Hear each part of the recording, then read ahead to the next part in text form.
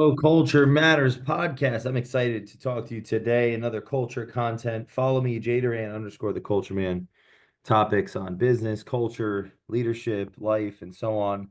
Today I'm talking about you won't know the real stress until you start your own business. You won't know real stress until you start your own business.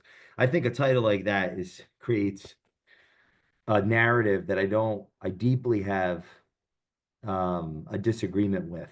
Almost like what's unsaid there is if you're not a business owner, like almost like there's an unequal playing field of business owner versus one that doesn't have a business. I think we could look.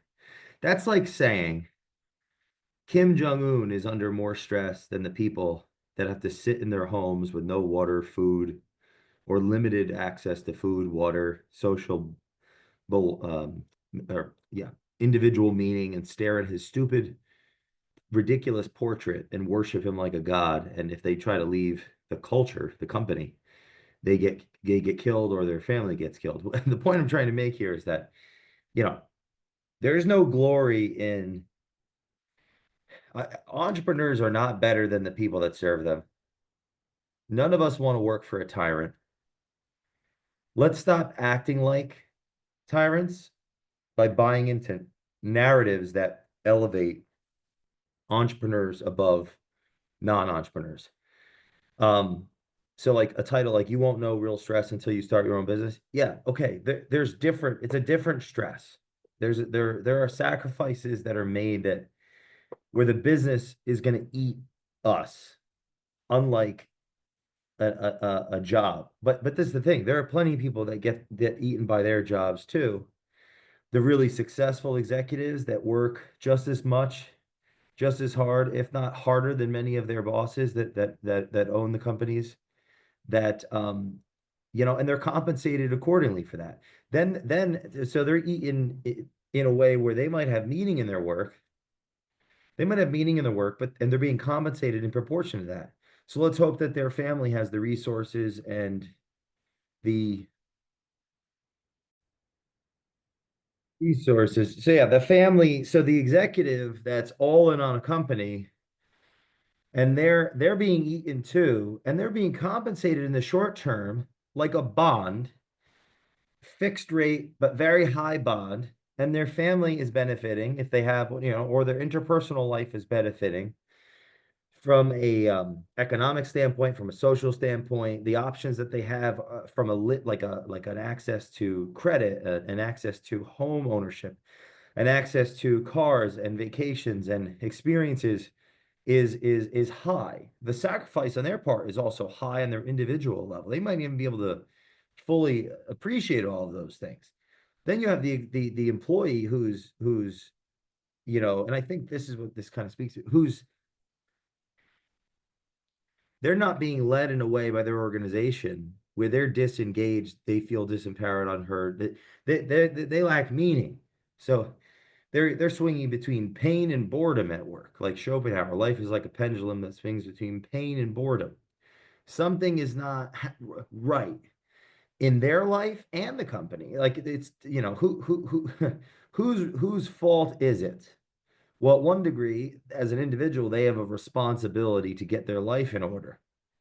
At the same time, the organization very well easily could be not could be less accountable to its governors, like shareholders, um, it, the board, could have sunk into corruption and a yes man effect at the top of the organization. It could have a disengaged management as a consequence to an irresponsible, unaware leader, and it could be almost like death by a thousand cuts, where there's an entitlement of, I don't have to work that hard, but I'm miserable and my life is lacking meaning because we need to work hard. Human beings, we get all sorts of value from sacrifice. We an example of this is the meaning that comes with having a family, what that does for people. You know, there's something so deep to that phenomenon, there's something so deep within us that has a calling to not only replicate but care for our replications.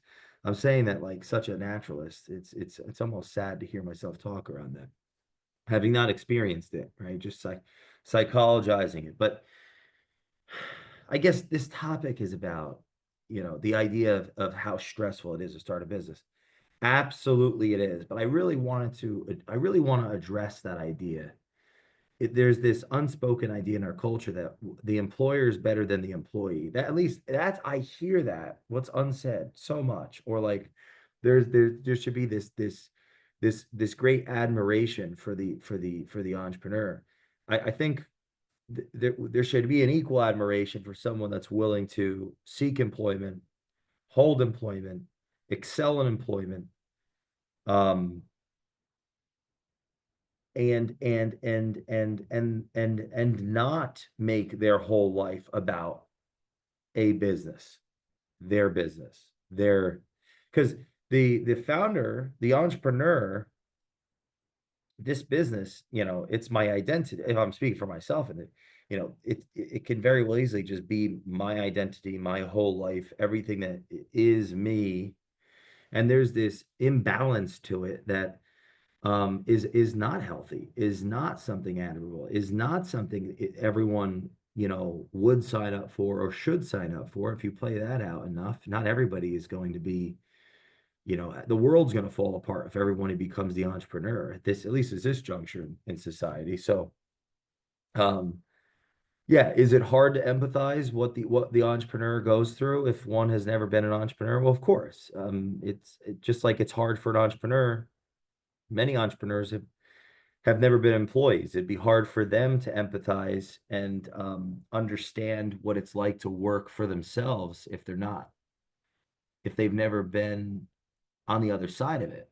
And and there's value on both sides of the equation. Why not go start a business and try it for a little while, and then maybe it'll make you a better employee. And then if you're an employer, go be an employee for a little while. Maybe it'll make you a little better of an entrepreneur. But that's unlikely. The entrepreneur is unlikely to do that. So how does the entrepreneur learn some of the skills that employees have, like um, frankly, self-awareness and management and organization, and like that comes in time as the entrepreneur builds a business where their education has to catch up to their intuition and to the nuance that drove the organization, to the passion. Like it's not just passion, intuition, and risk taking, and they can't just do it all themselves. They have to be able to scale their identity through the values, their vision through the story, their charisma through attracting other talented, engaged, ambitious, competent human beings. Then that's where education comes in, and education tends to come later. From some people pursue their MBAs and higher and different management programs. Some rely on their advisors and coaches and executive coaches and investors. That's where the proliferation of private equity coming in and alleviating a lot of the ineptitude that comes along with growth, because we outgrow our talent. Like the company grows beyond our talent, it grows beyond our education, our experience, or intellect. It grows beyond, and we have to grow with it, or else people that start businesses, they get fired from their own companies. Whether they go out of business, they're getting fired by the market, or they get acquired and they're getting fired because they're in the way. It's got to grow to the next level, and they don't have the education, the environment, the awareness, and the talent. They might have the talent, but a lot of time they have the talent. They have the there's like this, it's whether it's built in or it's a combination of nature and nurture. That is the curiosities that I study. But let's say it's a combination of nature and nurture. That's a unique thing to that person. The spirit of the business. When you're making an investment in business, you don't want to lose the spirit of the business, because when somebody's crazy enough to sacrifice their whole life for a business, it tends to get people that are somewhat ambitious to do more than they otherwise would, which creates this compound effect, which leads to outsized profit, which leads to outside returns on capital. And so I was going to tell you know the stress of starting a business. The business owner lives in the now and they live in the what if, and that place between the now and the what if, for the ones that don't go into business, it's a complete and utter sacrifice. It's every time it's all they're doing. And now there are narratives out there that say, oh, don't make your life all about your business. I don't, those are people that go out of business. So if we're having this conversation, I wrote a note here. The business is you, it owns you, you work for it, even if you don't realize it. 96% of business fail. Why do they fail? Fail a lot of reasons.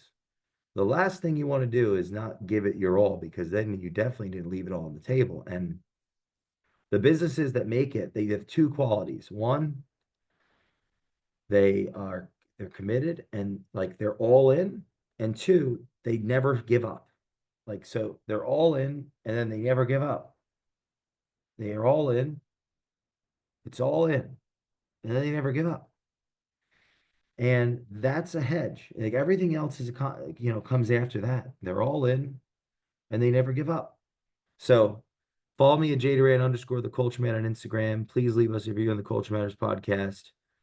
Have an awareness around, everybody plays a role, everybody plays a part. Let's end this idea that entrepreneurs are better than employees. We're all different. We all have different interests, and we need each other to succeed. Culture matters.